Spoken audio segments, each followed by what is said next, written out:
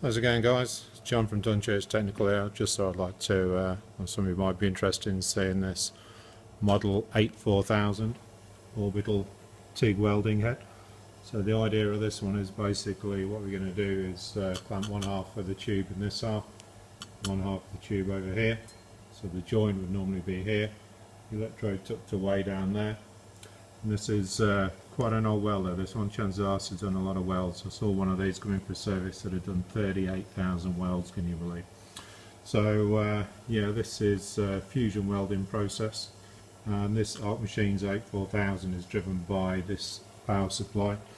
In this case it's a 227, so this is a 200 amp TIG machine. This particular machine is capable of doing pipe welding as well, so you can do wire fed operations with this as well, but today we're just going to be using it for a bit of fusion welding with this 84000 orbital welder.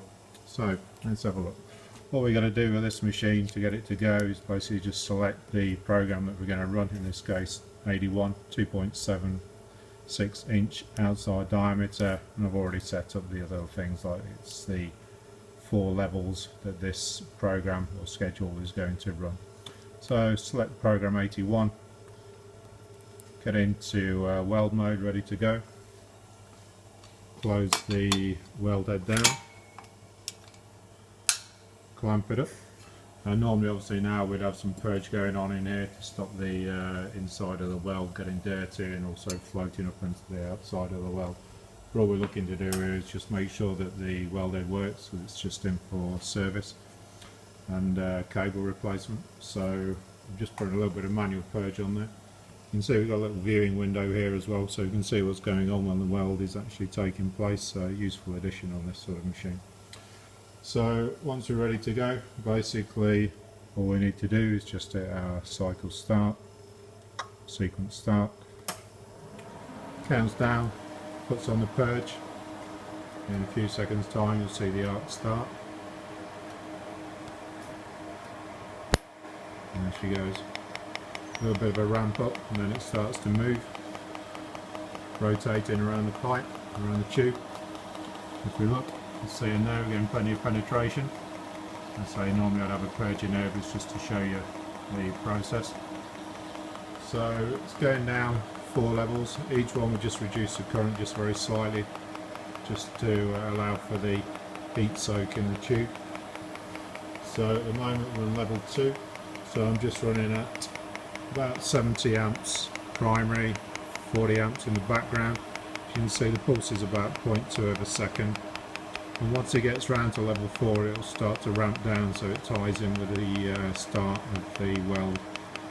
So now we're up to level 4, so we've got about 13 seconds to go.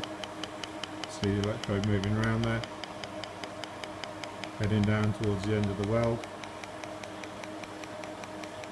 You'll see now in a second, starting to ramp down.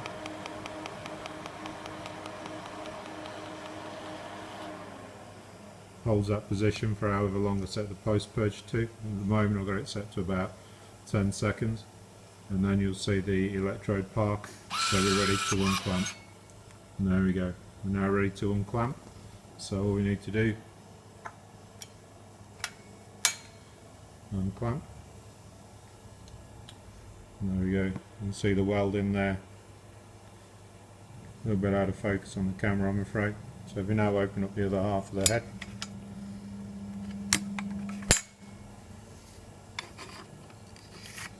move that half of the clamp out of the way,